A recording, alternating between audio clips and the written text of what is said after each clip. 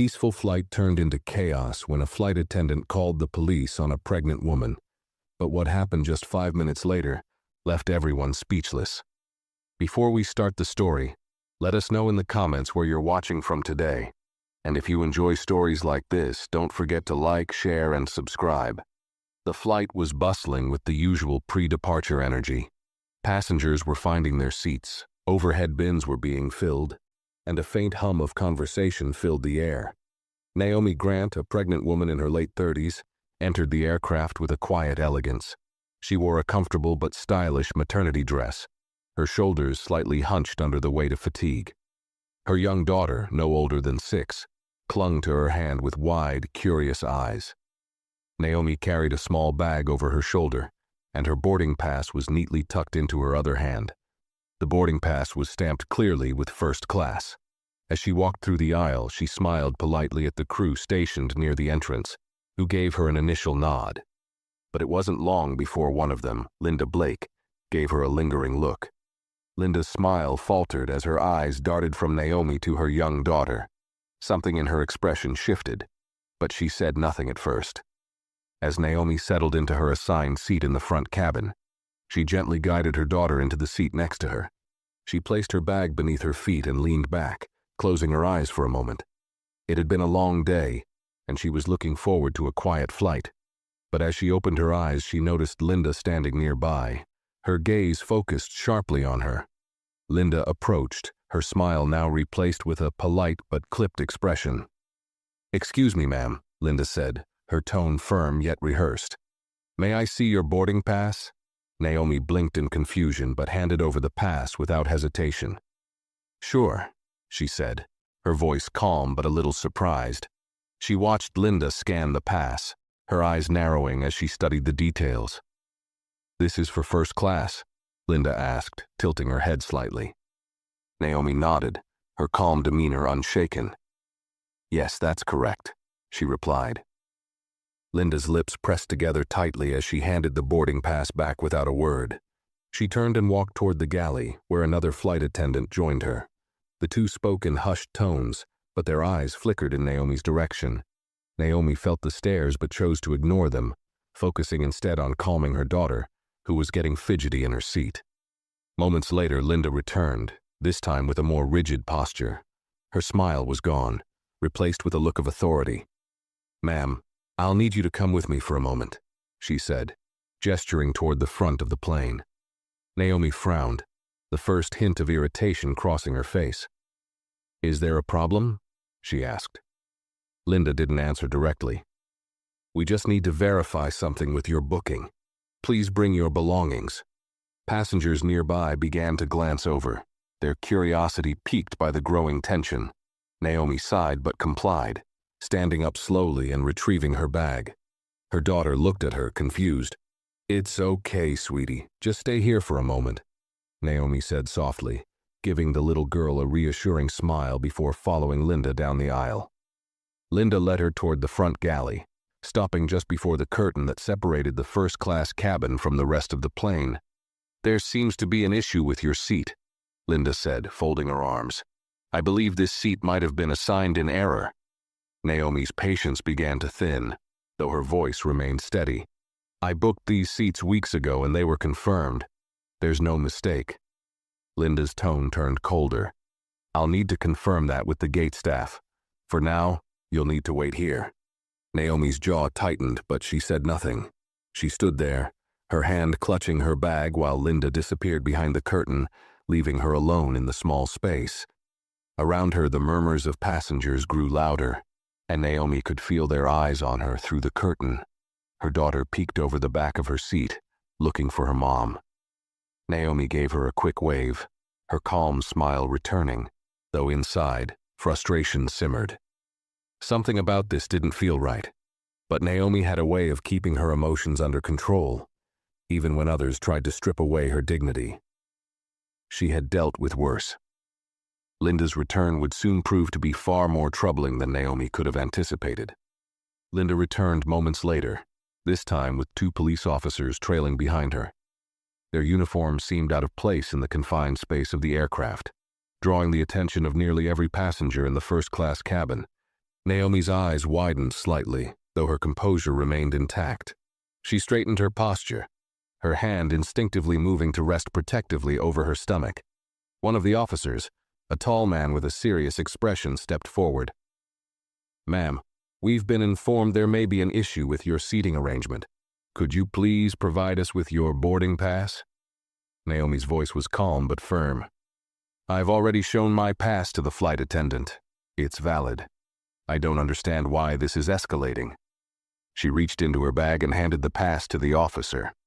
Linda stood to the side, her arms crossed and her expression smug, as though she expected the officers to validate her assumptions. Passengers were openly staring now, some whispering while others pulled out their phones, subtly recording the unfolding scene. The officer studied the pass, his brow furrowing. He looked back at Naomi, his tone softening. "This does appear to be valid, ma'am. Did anyone explain why there's an issue?" Naomi glanced at Linda, who avoided eye contact. "No," she said firmly. "No one has given me a reason why I was asked to leave my seat." The officer turned to Linda, his expression neutral but his tone carrying an edge. "Is there something specific we're missing here? The boarding pass is valid." Linda hesitated, her confidence wavering for the first time. "It just didn't seem right," she stammered. "She didn't seem like someone who would typically book first class." The officer's eyes narrowed, his jaw tightening slightly. "Are you saying this is based on an assumption, not on any actual violation of policy?" Linda's face flushed red, and she opened her mouth to respond, but no words came out. The other officer, a woman with a steady demeanor, stepped in. "Ma'am," she said to Naomi, "it seems there's no valid reason for this escalation.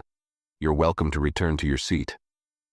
Naomi looked at Linda, her expression a mix of exhaustion and restrained anger.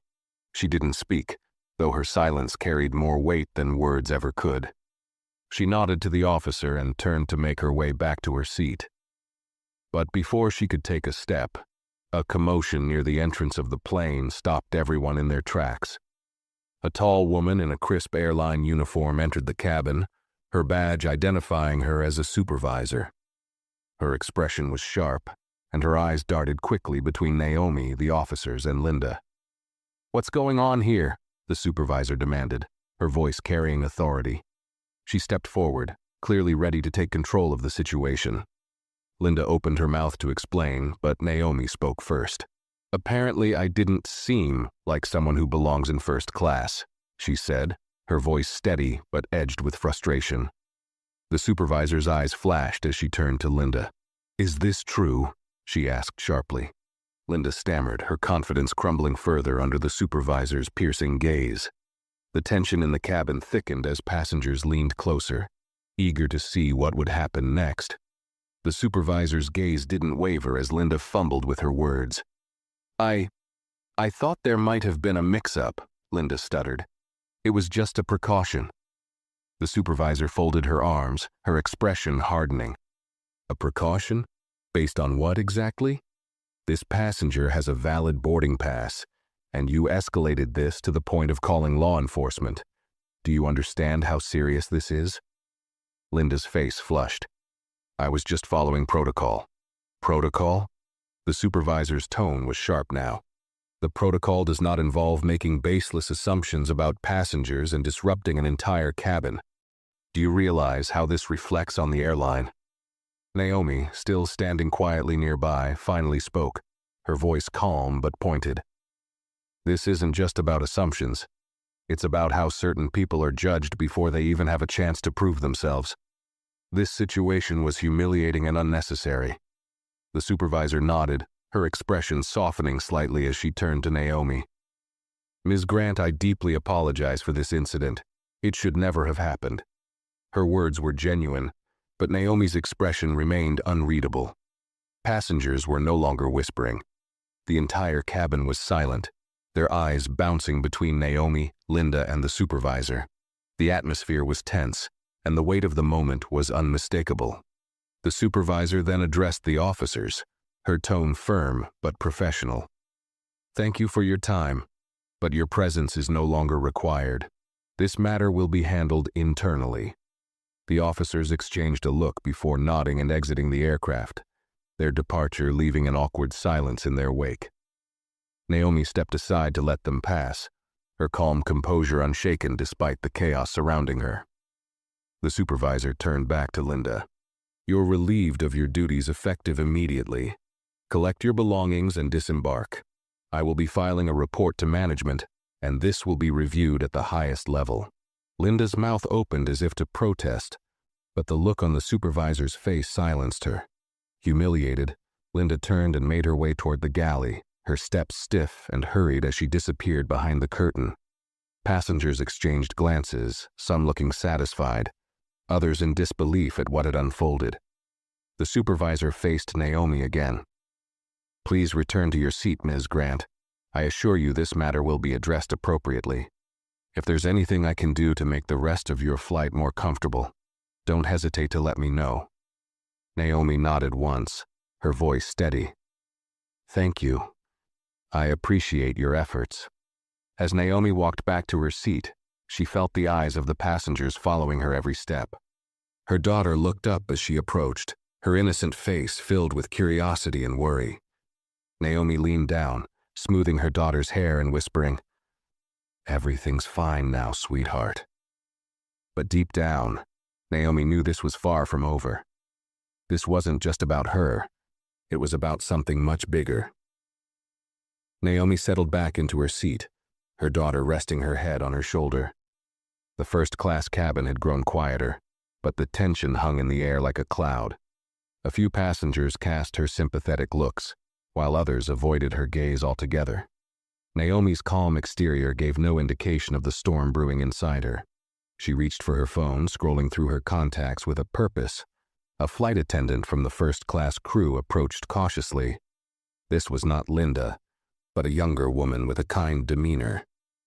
"Ma'am, can I get you anything? Water? A blanket for your daughter?" Her tone was softer than before, and her expression carried an unspoken apology. Naomi glanced up, offering a small smile. "We're fine, thank you, but I'd appreciate if you could make sure my daughter has her meal first. She gets fussy when she's hungry." "Of course," the attendant replied, nodding quickly before stepping away. Naomi could sense the shift in behavior.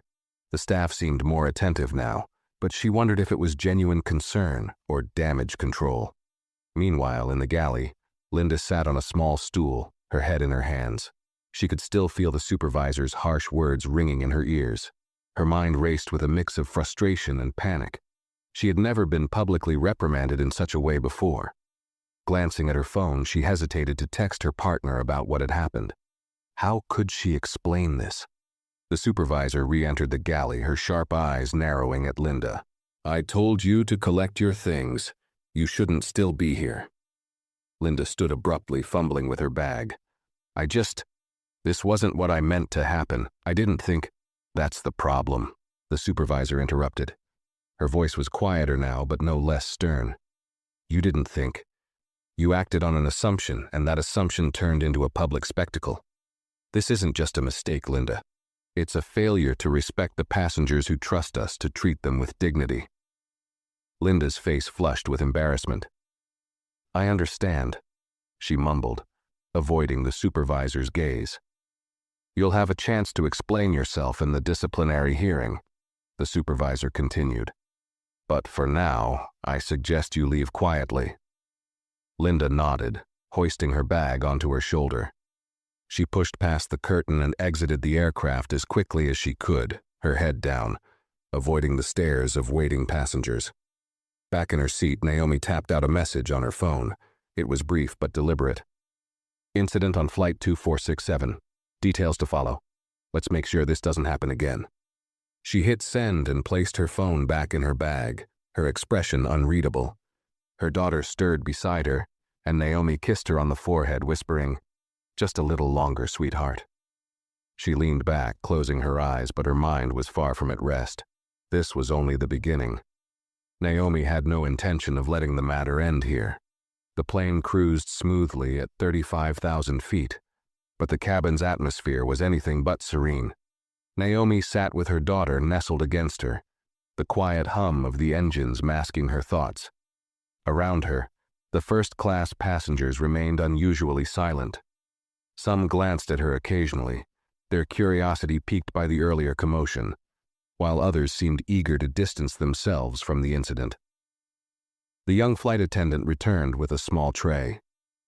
"Here's a meal for your daughter," she said softly, placing it gently on the table. Naomi smiled faintly and thanked her. The attendant hesitated for a moment as if wanting to say more, but then she simply nodded and walked away. Naomi unfolded the tray and handed a spoon to her daughter, her movement steady and deliberate. As her daughter ate, Naomi's mind worked through the details of what had just happened. The audacity of being questioned in front of her child, the humiliation of having police called, and the subtle yet glaring prejudice woven through it all were impossible to ignore.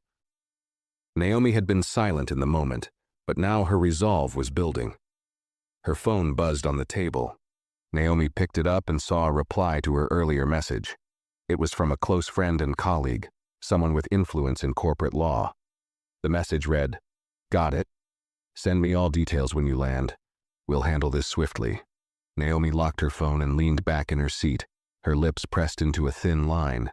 She wasn't someone who sought drama or conflict, but she had always believed in justice and accountability. This wasn't just about her dignity.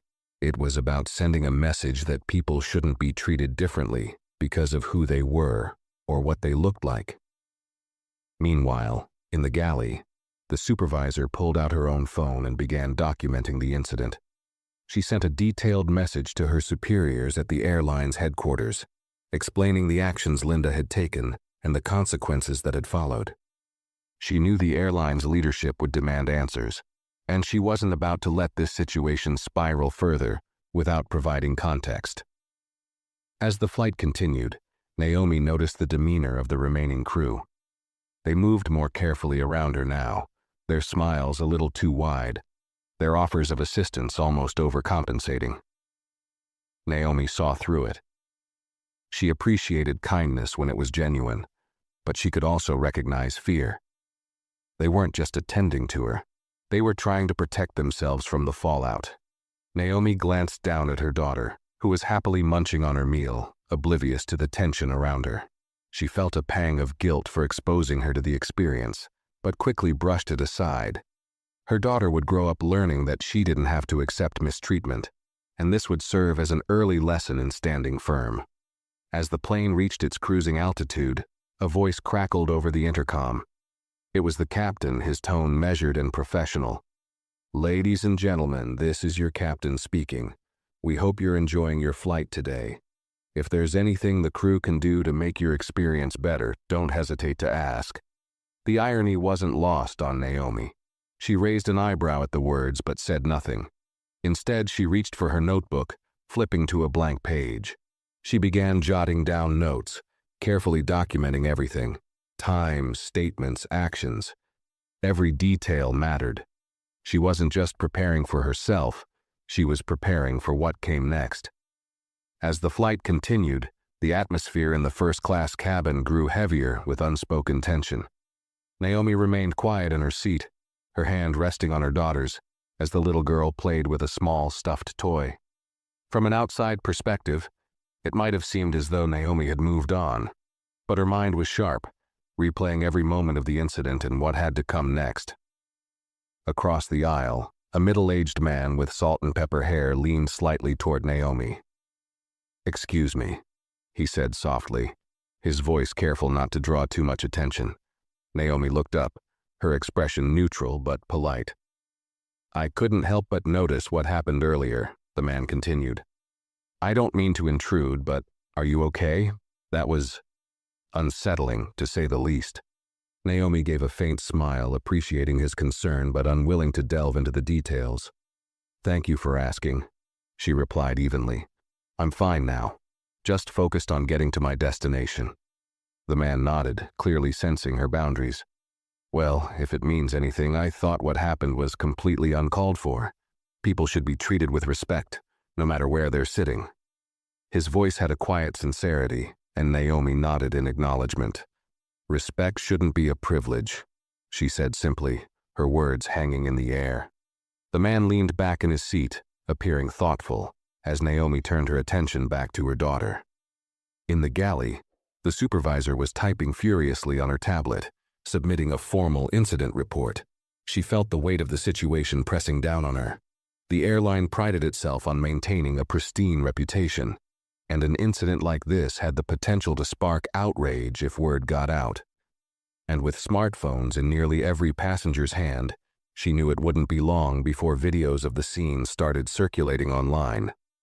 Meanwhile, in the economy section, whispers were spreading among passengers. Word of what had happened in first class had reached the back rows, carried by flight attendants and overheard conversations. A young couple seated near the front of the economy cabin exchanged hushed words, their tones tinged with disbelief. "Did you hear what happened?" the woman asked, leaning closer to her partner. "They called the police on a pregnant woman, in first class of all places." The man frowned. "That's unbelievable. Over what? Did she even do anything?" "No," the woman said, shaking her head. "From what I heard, her ticket was valid. They just assumed." The man exhaled sharply, his expression darkening. "That's disgusting." Back in first class, the remaining flight attendants tried to carry on as though nothing had happened, but the tension was palpable. Every interaction felt forced, their smiles too bright, their movements overly careful. Naomi noticed the shift but didn't acknowledge it. She was focused on her daughter and the notes she was discreetly writing in her notebook. She flipped to a fresh page and jotted down key details. Linda's exact words, the arrival of the police, the supervisor's intervention. Each moment was recorded with precision, her pen moving steadily as she constructed a timeline of events. This wasn't just about having a personal record. Naomi was preparing to hold the airline accountable. She had no intention of letting this incident fade into a simple apology and empty promises. Naomi's phone buzzed softly beside her, breaking her concentration.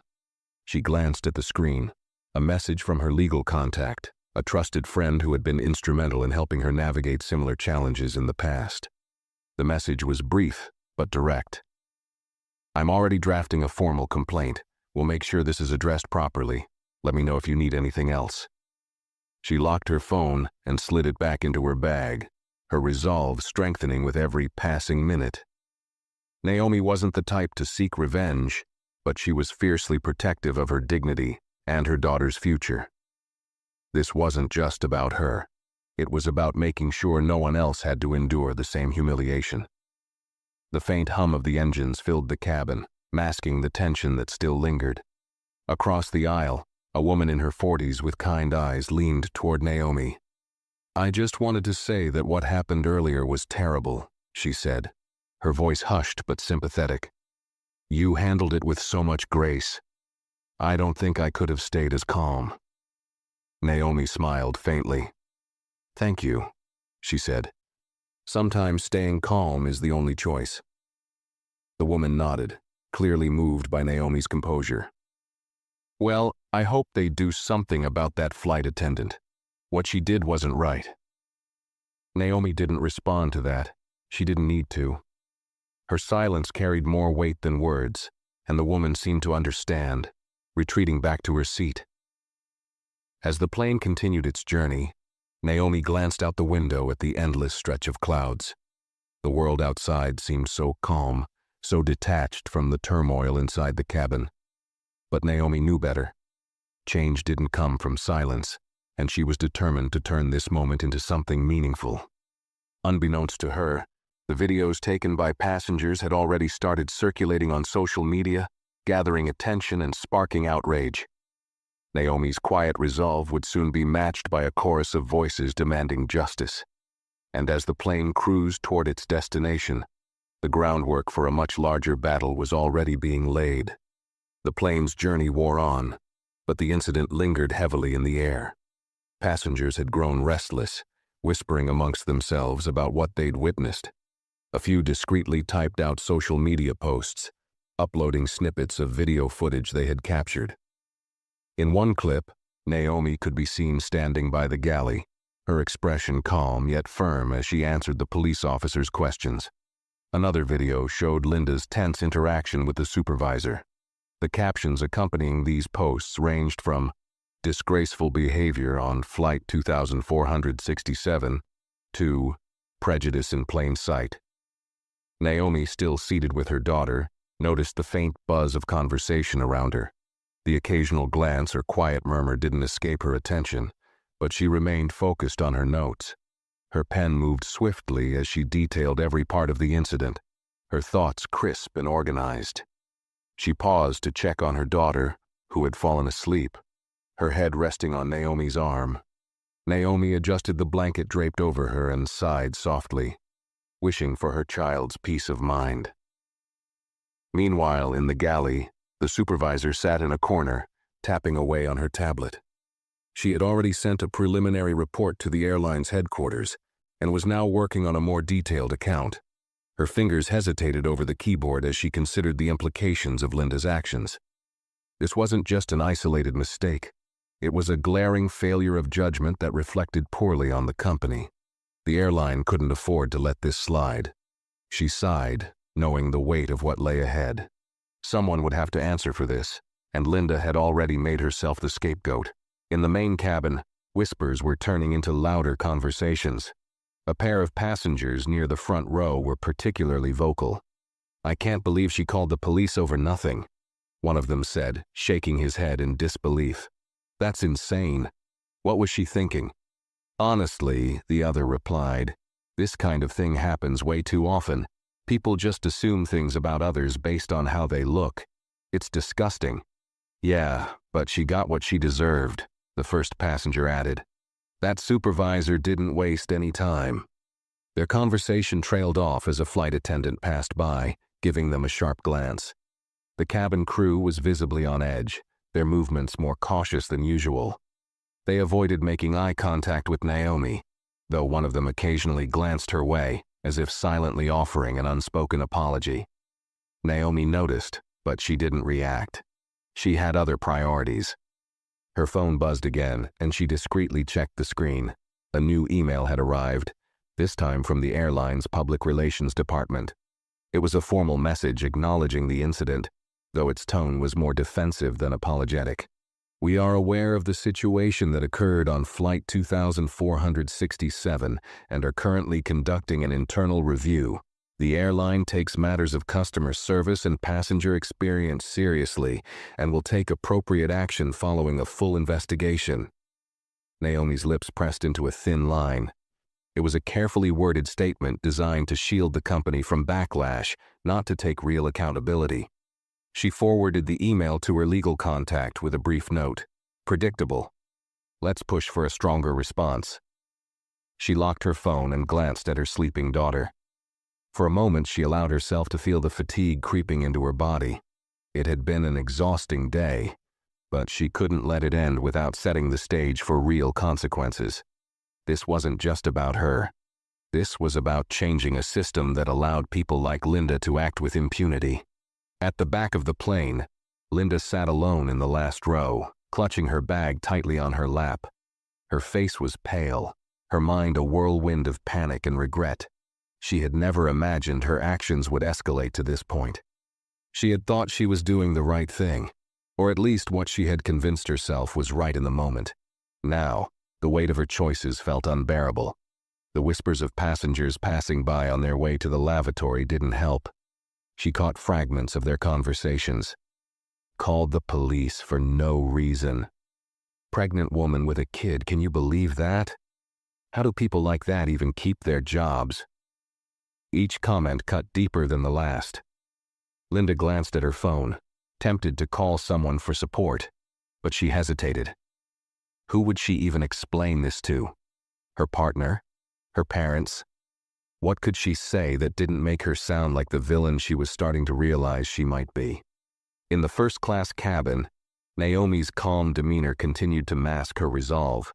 She wasn't the kind of person to lash out in anger, but she wasn't the kind to back down either. As the flight neared its destination, she began formulating her next steps. The internal investigation promised by the airline wasn't enough. She would ensure that this incident became a catalyst for change. not just for herself but for anyone who might face similar treatment. Her phone buzzed once more, and this time the message made her pause. It was from a major news outlet. "Ms. Grant, we've been made aware of the incident on your flight. Would you be willing to provide a statement for an upcoming story?" Naomi's eyebrows lifted slightly. News of the event had already reached the media, and it was gaining traction faster than she had anticipated. She didn't reply immediately. Instead, she turned the screen off and placed her phone back in her bag. This wasn't about sensationalism. It was about accountability, and she would decide how to tell her story on her own terms. As the plane began its descent, the captain's voice came over the intercom, thanking passengers for their patience and reminding them to prepare for landing. Naomi fastened her seatbelt and adjusted her daughter's blanket, her mind still racing. This wasn't over. Not by a long shot. The real battle would begin when they landed. The announcement of the plane's descent brought a flurry of activity in the cabin. Passengers adjusted their seats, gathered their belongings, and prepared for landing. But even in the routine shuffle, the tension surrounding what had occurred earlier lingered, unspoken but palpable. Naomi's focus remained on her daughter, who was still sleeping peacefully against her arm. With gentle movements, she fastened the child's seatbelt and brushed a stray curl from her face. A calm exterior hid the plans forming in her mind. At the back of the plane, Linda sat rigidly in her seat. Her hands gripped the edges of her bag, her knuckles white. She avoided eye contact with passengers walking past her. The reality of her situation had settled in, heavy and unrelenting. Her job, her reputation, and possibly her entire career were now at stake. And for what? A snap judgment. She stared out the window, her reflection looking back at her. A mix of fear and regret etched into her features. Naomi, meanwhile, felt the vibration of her phone in her bag. She quietly pulled it out, shielding the screen with her hand. Another message from her legal contact had arrived. News is spreading fast. People are already talking about holding the airline accountable. We'll be ready to file a formal complaint the moment you land. Let's ensure this turns into lasting change. She stared at the message for a moment, before locking her phone and placing it back in her bag. It wasn't surprising that the incident had gained traction so quickly. Social media was ruthless, and the videos captured by other passengers had likely already reached thousands, if not millions of viewers. Naomi didn't seek fame or attention, but she understood the power of visibility. If this situation could bring systemic issues to light, she was willing to face the storm.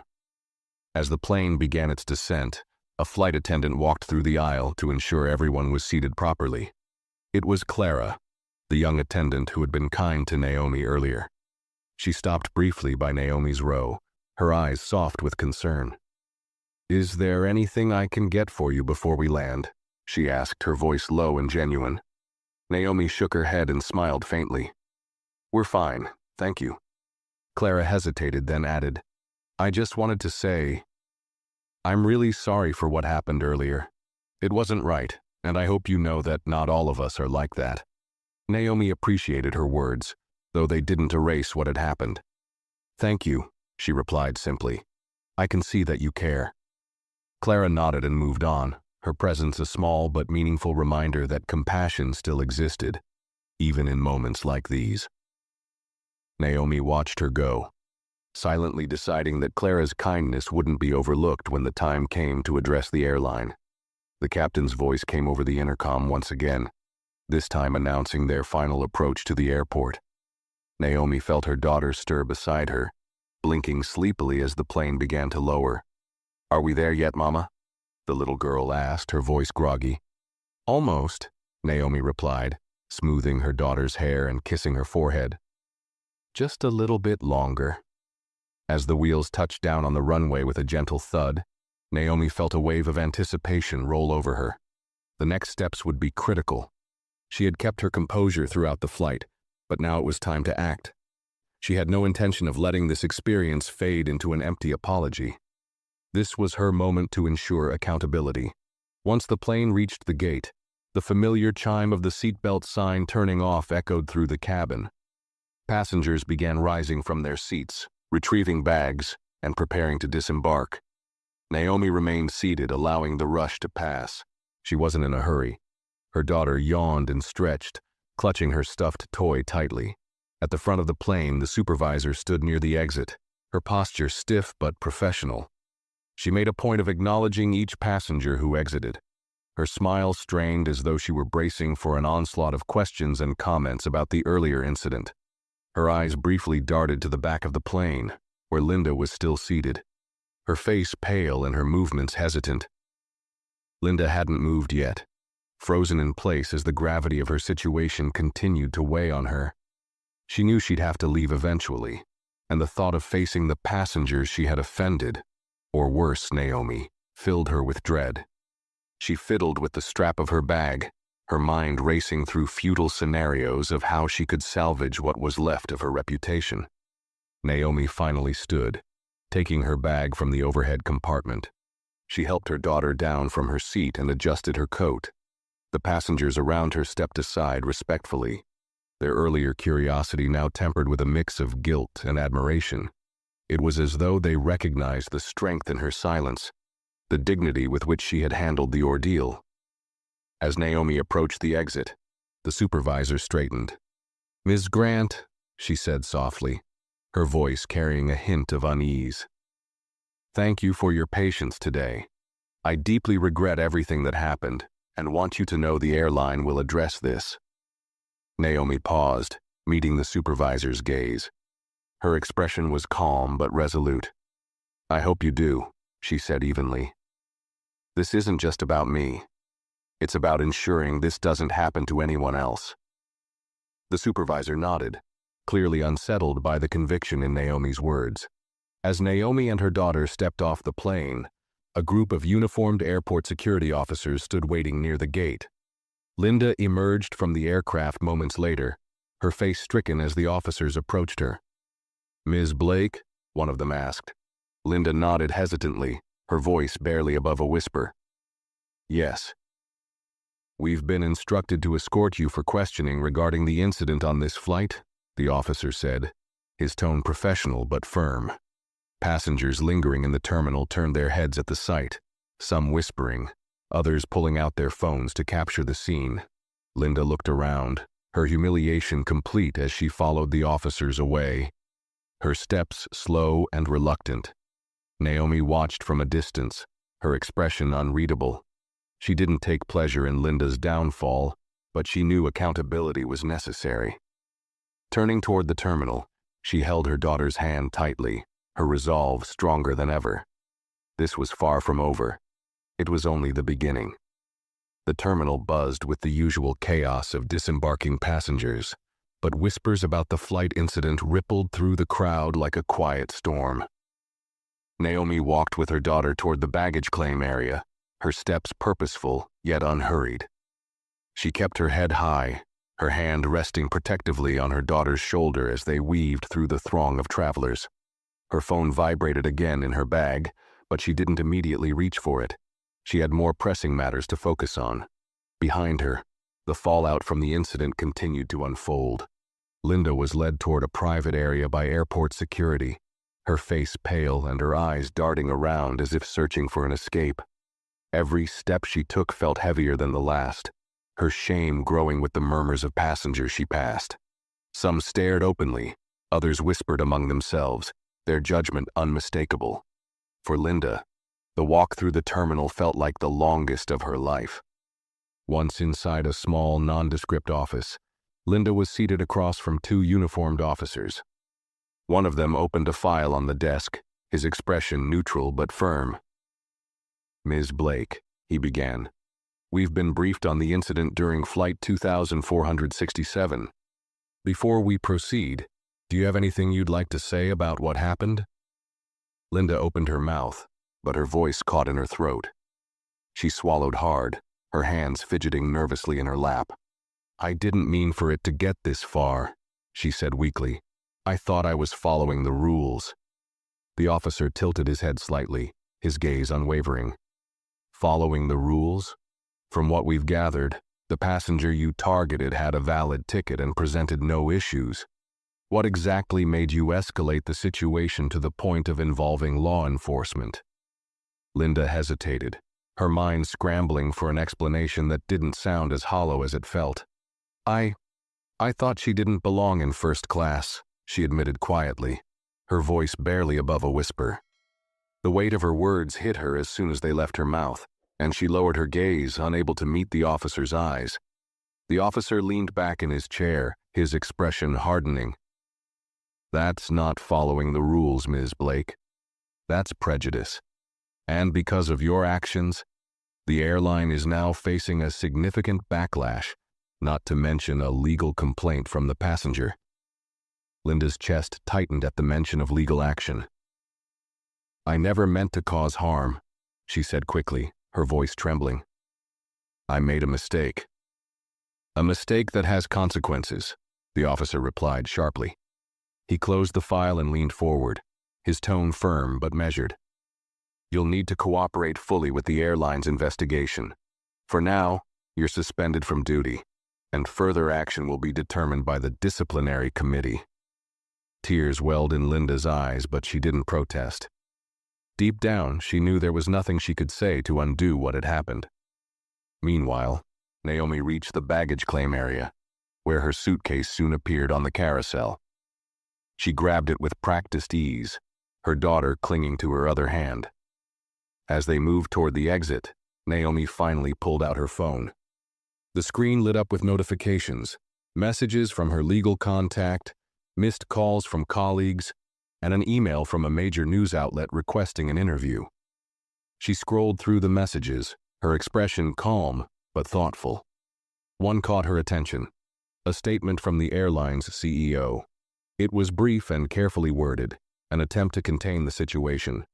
We deeply regret the incident that occurred on Flight 2467 and are committed to conducting a thorough investigation. We take allegations of discrimination. Naomi locked her phone and slipped it back into her bag. The words felt hollow, a carefully crafted PR move to protect the company's image rather than address the real issues. She wasn't surprised. She'd dealt with corporate damage control before. But this time, she wouldn't let the matter rest with empty promises and vague apologies. As she stepped outside to the pickup area, a sleek black sedan pulled up to the curb. The driver, dressed in a sharp suit, stepped out and opened the door for her. Ms. Grant, he said politely, welcome back. Your meeting has been scheduled as per your request. Naomi nodded in acknowledgement, helping her daughter into the car before settling in herself. As the door closed behind her, she pulled out her phone again and began typing a message to her legal team. I've landed. Let's proceed with the formal complaint. Include details of today's incident, as well as suggestions for policy reform. This isn't just about me. It's about preventing this from happening to anyone else. She hit send and leaned back in her seat, watching the cityscape blur past the window. Her daughter, now awake and munching on a snack from her bag, looked up at her. Mama, are you okay? She asked, her voice small but filled with concern. Naomi smiled softly and stroked her daughter's hair. I'm okay, sweetheart. Everything's going to be fine. But Naomi knew this was just the beginning. The social media posts, the mounting outrage, the looming legal proceedings. It was all part of a larger storm that would force the airline to confront its failures. And Naomi would be at the center of it, not for personal gain, but for justice. This was a fight she was ready for, one that would ripple far beyond this single flight. As the car turned toward the city, Naomi felt a sense of calm resolve settle over her. The events of the day had been painful, but they had also sparked something larger, something that could lead to real, lasting change. The sedan glided smoothly through the city streets, its interior quiet except for the soft hum of the engine. Naomi sat with her daughter beside her, the little girl leaning against her mother's side, clutching her stuffed toy. The day's events played over and over in Naomi's mind, each detail sharpening her determination to act. Her phone buzzed again, another flood of notifications lighting up the screen. Social media had picked up the incident in full force, with hashtags like Chan flying while black and Justice for Naomi trending across multiple platforms. Naomi scrolled briefly through the posts, her expression impassive. Videos from the flight were being shared widely, accompanied by captions expressing outrage and solidarity. Some users demanded accountability from the airline, tagging their official accounts and calling for boycotts. Others shared their own stories of discrimination while traveling, amplifying the conversation even further. It was clear that this wasn't just about her anymore. It was becoming a movement. One particular post caught Naomi's attention. It was from a well-known civil rights advocate who had shared one of the viral videos with a powerful statement. "What happened to this woman is unacceptable, and it happens far too often. Airlines need to do better. Policies must change, and people must be held accountable. This ends now." Naomi felt a surge of validation reading the post. She wasn't alone in this fight, and the public outrage gave her the leverage she needed to push for meaningful change. She typed out a quick reply to her legal team. "The momentum is building. Let's use it wisely. Draft the public statement we discussed and prepare for media inquiries." The car pulled up to her office building, a sleek and modern high-rise in the heart of the city. The driver stepped out to open her door, but Naomi paused before getting out. She turned to her daughter, who was still clutching her toy tightly. "We'll be inside for a little while, sweetie," she said gently. "Then we'll go home, okay?" Her daughter nodded sleepily, her trust in her mother unwavering. Naomi carried her bag and her daughter into the building, where her assistant Maya was already waiting in the lobby. Maya's face lit up with concern and admiration as she approached them. "Naomi, are you okay?" she asked, her voice low but urgent. "I'm fine," Naomi replied calmly, adjusting her grip on her daughter. "But we have a lot of work to do. Are the documents ready?" Maya nodded, holding up a thick folder. "Everything you requested is in here. Your statement, the timeline of events, and the policy recommendations. I also included contact information for some journalists who've reached out to us. This story is already gaining traction." Naomi gave her a small nod of approval. "Good, let's get started. They entered the elevator, and Naomi felt a shift in her resolve. She had always been driven, but today's events had reignited something deeper, a determination to not only seek justice for herself, but to create a ripple effect that would reach far beyond her own experience. Upstairs in her office, Naomi settled her daughter on a plush couch with a tablet to keep her occupied. Then she sat at her desk, spreading the documents across its surface. Maya hovered nearby, her own focus sharp. "Do you want me to schedule interviews with the press?" she asked. Naomi considered it for a moment, then shook her head. "Not yet. Let's focus on getting the formal complaint filed first. I want the airline to see that this isn't just about one incident. It's about their entire culture. If we go public too soon, they might try to spin the narrative. We need to stay in control." Maya nodded, impressed by Naomi's clarity and strategy. "Understood. I'll make sure everything is prepared." Naomi began reading through the complaint, her pen marking sections that needed adjustments. The document was detailed and unflinching, outlining every misstep that had occurred during the flight, from Linda's baseless assumptions to the unnecessary involvement of law enforcement. It also included concrete policy recommendations, mandatory sensitivity training, a review of internal protocols, and a transparent system for addressing passenger grievances. As she worked, Naomi's phone buzzed again. This time it was a call from an unfamiliar number. She hesitated for a moment before answering. "This is Naomi Grant," she said, her tone professional. "Ms. Grant, this is Richard Hale, CEO of the airline," a measured voice said on the other end. "I wanted to personally apologize for what happened today. I've been briefed on the incident, and I want to assure you that we're taking this very seriously." Naomi leaned back in her chair, her expression unreadable. "I appreciate the call, Mr. Hale," she replied, her voice calm but firm. "But apologies alone won't fix this. I trust you're aware that this isn't just about one flight or one employee. This is about systemic issues within your organization." Hale paused, clearly caught off guard by her directness. "You're absolutely right," he said after a moment. "That's why we're launching an internal review immediately. We're also implementing mandatory sensitivity training for all staff and revising our protocols for handling similar situations. Naomi wasn't impressed. I've heard promises like this before, she said bluntly. What assurances can you give me that these changes will actually be implemented and that they'll lead to real accountability? Hale's tone shifted, becoming more earnest. We'll provide regular updates on our progress, and I'd like to invite you to be part of the oversight committee we're forming. Your insight could be invaluable in shaping these reforms. Naomi was silent for a moment, considering his words. She didn't trust corporate platitudes, but the offer of a seat at the table was intriguing. It was an opportunity to ensure the changes were more than just performative. I'll think about it, she said finally. In the meantime, I expect full cooperation with my legal team as we move forward with our formal complaint. Of course, Hale replied quickly. Please know that we're committed to working with you on this. Naomi ended the call and placed her phone on the desk. Maya, who had overheard parts of the conversation, raised an eyebrow. Sounds like they're scrambling. They should be, Naomi replied. This is bigger than me, and they know it. Her eyes drifted to her daughter, still playing contentedly on the couch. Naomi's resolve hardened. This wasn't just about her dignity. It was about setting an example for her child and ensuring a future where no one had to endure what she did. This fight wasn't over. It was only just beginning.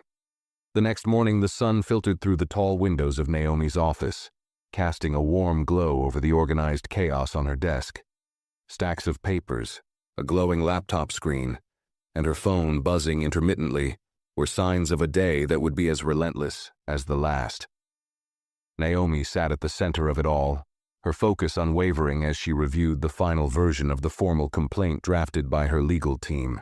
Her daughter sat nearby, coloring quietly, occasionally glancing up at her mother with curiosity. Maya entered the office, holding 2 mugs of coffee. She placed one in front of Naomi and sat across from her, setting a tablet on the table. The complaint is ready to file, Maya said, her voice tinged with both excitement and seriousness. We've also received interview requests from 3 major news outlets. They're all looking to feature the story. Naomi took a sip of her coffee, her mind processing the options. Hold off on the interviews for now, she said firmly. I want the complaint filed first. The airline needs to feel the weight of this through the proper channels before we let public opinion take over. Maya nodded. Understood. But you should know social media is already driving the narrative. People are calling for the airline to release a public apology. There's even a petition circulating, demanding policy changes. Naomi raised an eyebrow, intrigued. A petition? Maya tapped her tablet, scrolling through the details. It's already gathered over 50,000 signatures in less than 12 hours. The description mentions your incident as the tipping point, but highlights systemic discrimination in the airline industry as a whole. It's gaining traction fast. Naomi leaned back in her chair, the faintest smile crossing her lips. She hadn't sought this level of attention, but the momentum was undeniable. What had started as a deeply personal moment of humiliation was now becoming a collective call for justice. She knew she had to approach this carefully, strategically. Good, Naomi said after a moment. Let's make sure we support those efforts without letting the message get diluted. I'll approve a brief statement for social media later. For now, let's focus on getting the legal process moving. Maya's phone buzzed and she glanced at the screen. Her expression shifted slightly as she read the message. You might want to hear this, she said. Linda Blake has issued a public apology. Naomi's eyebrows lifted in surprise, though her expression quickly returned to neutral. A public apology? She echoed. What does it say? Maya read the statement aloud. I deeply regret my actions during Flight 2467. I made assumptions that were both unfair and harmful, and I take full responsibility for my mistake. I want to sincerely apologize to Ms. Grant, her daughter, and anyone else affected by my behavior. This experience has been a wake-up call for me, and I am committed to learning from it and doing better in the future. There was a pause as the words hung in the air. Naomi stared at the papers on her desk, her thoughts swirling. She wasn't quick to trust public apologies, especially when they came after a storm of backlash. Still, there was something different about this one. It lacked the defensive tone she had come to expect and carried a hint of genuine remorse. "She's trying to save face," Maya said, breaking the silence. "Do you think it's sincere?" Naomi folded her hands on the desk, her gaze steady. "Maybe," she said carefully. "But one apology doesn't fix a systemic problem. And it doesn't erase what happened." Maya nodded. "So what's the next step?" Naomi glanced at the clock on her desk. "File the complaint. Then schedule a meeting with the airline's leadership. If they're serious about making changes, I want to hear their plans firsthand." Maya stood, ready to carry out the instructions. "I'll get it done." As Maya left the office, Naomi leaned back in her chair, her thoughts turning to Linda. She couldn't deny that the apology, if sincere, was a step in the right direction. But it wasn't just about Linda. It was about a culture that allowed someone like her to act without thinking, and then scramble to justify it afterward. Naomi wanted more than apologies. She wanted accountability, reform, and measurable change. Later that afternoon, Naomi's phone rang. The caller ID showed Richard Hale, the airline's CEO. She hesitated for a moment before answering. "Mr. Hale," she said, her tone polite but firm. "Ms. Grant, thank you for taking my call," Hale began. "I wanted to inform you personally that the airline has received your formal complaint. We're taking it very seriously and have already begun reviewing our internal policies." Naomi listened quietly, allowing him to continue. "I also want to assure you that Linda Blake is no longer with the airline. We've issued a public statement addressing the incident and are working on implementing mandatory sensitivity training for all staff." Naomi's voice was steady when she replied. "I appreciate the steps you're taking, Mr. Hale, but firing one employee and promising training isn't enough. This isn't an isolated issue, it's systemic." Hale sounded cautious. "I understand, and we're committed to doing more. That's why I'd like to invite you to join our advisory board. Your insight would be invaluable in helping us create meaningful change." Naomi paused, weighing his words. The offer was significant, but she wasn't one to accept gestures without guarantees. "I'll consider it," she said finally, "but my focus right now is on ensuring your promises turn into action. I'll need regular updates on your progress, and I expect transparency." "Of course," Hale said quickly. "We'll provide you with everything you need." After ending the call, Naomi sat in silence for a moment, her thoughts racing. The pieces were falling into place, but she knew the road ahead would be long. Change didn't happen overnight, and she wasn't naive enough to believe that one meeting or one policy update would fix everything. But this was a start, a foundation to build on. Her daughter approached her desk, holding up a picture she had drawn. "Mama, look," she said brightly. The drawing showed a smiling sun, a plane in the sky, and two figures holding hands. Naomi smiled, her heart softening. "It's beautiful, sweetheart." As she hugged her daughter, Naomi felt a renewed sense of purpose. This fight wasn't just for her. It was for her daughter, for other mothers, for anyone who had been made to feel small. It was a fight for dignity, respect, and equality. And she wasn't about to back down. The days following the incident were a whirlwind of activity. Naomi's legal team finalized the formal complaint and filed it with both the airline and a regulatory body overseeing aviation standards. At the same time, the media continued to pick up the story, amplifying its reach far beyond what Naomi had initially expected.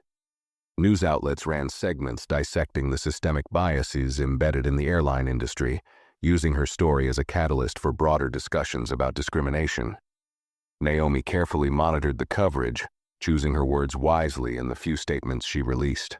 She wanted the focus to remain on the larger issues, not just her personal experience.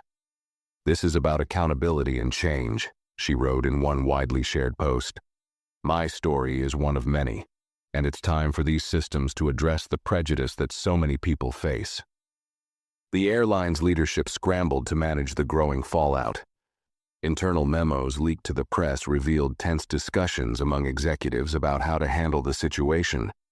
Employees across the organization were being sent mandatory notices about upcoming sensitivity training sessions.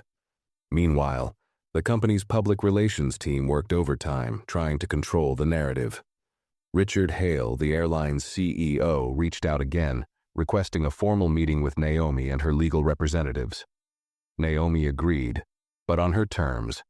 The meeting would include a detailed presentation of her recommendations for policy changes, and the airline would commit to a public timeline for implementation. She wanted transparency and accountability, not empty promises. On the day of the meeting, Naomi entered the airline's headquarters with her head held high. She was accompanied by her legal counsel and Maya, who carried a neatly prepared binder filled with documentation of the incident, witness statements, and policy suggestions. The lobby was buzzing with activity, but as Naomi walked through, heads turned and conversations hushed. Her presence carried a quiet authority that couldn't be ignored. The conference room was large and filled with senior executives, including Richard Hale.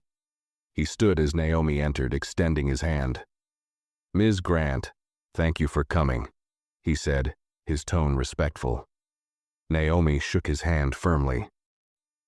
"Thank you for agreeing to meet," she replied. "I trust we'll be able to have a productive discussion." As the meeting began, Naomi laid out her case with precision. She detailed the events of the flight, the actions of Linda Blake, and the airline's inadequate handling of similar incidents in the past. She then transitioned into her recommendations: mandatory training, an overhaul of reporting protocols, and the creation of a third-party oversight committee to ensure objectivity in addressing complaints. Hale and his team listened intently, occasionally nodding or jotting down notes. When Naomi finished, there was a brief silence in the room before Hale spoke. "Ms. Grant, I won't pretend we've handled this perfectly. Your points are valid, and we're committed to making the changes you've outlined." Naomi's gaze didn't waver. "Commitment is important, but action is what matters. I'll need to see concrete steps being taken with measurable outcomes. Anything less is unacceptable." Hale nodded, his expression earnest. "We'll provide regular updates, and I'd like to formalize your involvement on the advisory board. Your perspective will be invaluable as we move forward." Naomi paused, considering the offer. "I'll accept, but only if my role comes with the authority to hold your team accountable. This isn't about appearances, it's about results." "Agreed," Hale said firmly. The meeting ended with a renewed sense of purpose. Naomi left the building feeling cautiously optimistic. The airline's willingness to engage with her suggestions was a step in the right direction, but she remained vigilant. Words were easy. Actions would determine whether real change would happen. As she stepped outside, Maya caught up with her. "That was incredible," Maya said, her voice filled with admiration. "You were composed, clear, and unyielding. They couldn't ignore you." Naomi smiled faintly. "It's not about me, Maya. It's about the people who face this kind of treatment without a voice. If this forces even one organization to rethink its practices, it's worth it." Maya nodded, but her admiration didn't waver. "You've already made a difference. The fact that they're listening to you proves that." Naomi's phone buzzed as she reached her car. She glanced at the screen and saw a flood of notifications, messages of support, articles covering the meeting, and updates from her legal team. One stood out. A journalist had published a detailed piece about her, framing her as a symbol of resilience and a catalyst for change. She skimmed the article, her emotions a mix of humility and resolve. This fight was far from over, but she felt the momentum building. As she settled into the car with her daughter, who greeted her with an excited hug, Naomi allowed herself a moment of reflection. The journey had been exhausting, but she knew in her heart that it was leading to something bigger. Weeks turned into months, and the effects of Naomi's actions continued to ripple through the airline industry. The airline had begun implementing the changes Naomi had demanded, starting with a comprehensive training program aimed at addressing unconscious bias. Reports from employees and passengers showed promising results. Staff interactions grew more professional and considerate, and complaints of discriminatory behavior began to decline. Naomi's role on the advisory board became pivotal. She reviewed policies, attended meetings, and worked closely with other board members to ensure that the promises made during the initial meetings were fulfilled. Her presence was a reminder to the airline's leadership that accountability was not a momentary response to bad press, but an ongoing commitment. The media's interest in the story gradually shifted from outrage to inspiration. Naomi became a respected voice in discussions about systemic bias, her calm yet determined demeanor earning her invitations to speak at conferences and participate in panels. She often used these opportunities to highlight not just her own experience, but the broader challenges faced by underrepresented communities in various industries. Linda Blake's life had taken a different turn. After being dismissed from her position, she struggled with the weight of public scrutiny and her own guilt. She began attending workshops on bias and prejudice, determined to understand the roots of her actions and learn how to rebuild herself as a better person. In a surprising turn, she reached out to Naomi through a heartfelt email. The message was simple but sincere. Linda wrote, "I know I cannot undo the harm I caused, but I want you to know that your courage opened my eyes. I've spent these months reflecting on my actions and educating myself. I hope one day I can be a part of the solution instead of the problem." Naomi read the email carefully. She didn't reply immediately. Forgiveness wasn't something she gave lightly, especially for actions with such profound consequences. But she recognized the importance of growth and accountability, even for those who had wronged her. Her reply was measured. "Change begins with acknowledgement, and I hope you remain committed to this path. If your intentions are genuine, use what you've learned to help others. That's where true redemption lies." As Naomi continued her work, her daughter often accompanied her, watching her mother's resolve with wide, admiring eyes. On one particular evening, after a long day of meetings, Naomi tucked her daughter into bed. The little girl looked up at her and asked, "Mama, why do you work so hard?" Naomi paused, brushing a strand of hair from her daughter's face. "Because I want to make the world better," she said softly. "Not just for me, but for you and everyone else." Her daughter nodded, her expression serious. "You already did, Mama." Naomi kissed her daughter's forehead, her heart swelling with pride and purpose. The journey had been long and difficult, but in that moment, she knew it had been worth it. The airline issued its final report on the reforms implemented after the incident. It acknowledged Naomi's contributions and outlined the measurable improvements in passenger satisfaction and employee behavior. The report was shared widely, with many industry leaders praising it as a model for addressing systemic issues. As Naomi read the report, she felt a rare moment of peace. She had started this journey from a place of humiliation and pain, but it had transformed into something much greater, a movement toward justice, respect, and dignity for all. That evening, as she sat by her window watching the city lights twinkle in the distance, Naomi allowed herself a small smile. She had proven that one voice, when used with purpose and determination, could create change. The fight wasn't over, but for the first time in a long while, she felt hope. Thank you for watching. If you enjoyed this video, don't forget to hit the like button, share your thoughts in the comments, and subscribe to the channel for more stories like this.